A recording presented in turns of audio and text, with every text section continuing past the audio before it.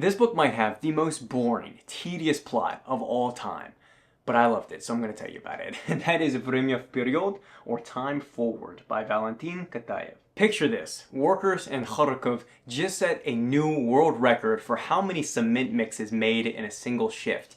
And the socialist heroes of this novel say, no, not on my watch. And they set out to break the record. And that's exactly where this novel falls directly into socialist realism, socialist propaganda, but it accurately reflects the fervor of the time. By the time of the October Revolution, Russia found herself severely backwards, technologically, culturally, agriculturally, and militarily. Simply put, the Bolsheviks had to act fast. And that's where the infamous 5-year plans were an attempt to accelerate practically a century of progress that other nations had made into pretty much a decade, and they largely succeeded in this, which is greatly covered by Karl Schlogel and his work, The Soviet Century. And that attempt to accelerate progress is directly connected to the setting of this novel, which is Magnitogorsk, which was a rapidly constructed industrial town, largely molded after the American city, Gary, Indiana, and the once prosperous steel mills there. With this in mind, their pursuit of a world record is far more than a stunt like Alexei Stakhanov, and it becomes more the embodiment of a daring, ambitious attempt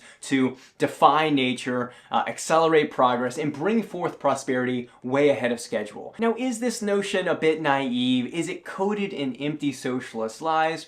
Perhaps, but in my opinion, the message of this work extends far beyond the confines of the Soviet Union. And then on a purely narrative level, Kataev manages to construct this cinematic-like atmosphere where everything is in motion. The entire story takes place in a 24-hour period. The first chapter is omitted because we don't have time for it. And there's other components of the novel, such as trains coming and going.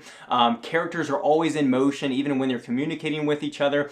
Time is always of the essence, especially when a young woman arrives and goes into labor, and it whirls you about throughout the entire story. Now, with all the praise I have for this book and the richness in cultural, historical, and ideological messaging, I still think this book will bore 95% of you to tears, so it's a tough recommendation. But if you are interested, I would highly recommend Time Forward by Valentin Kataev.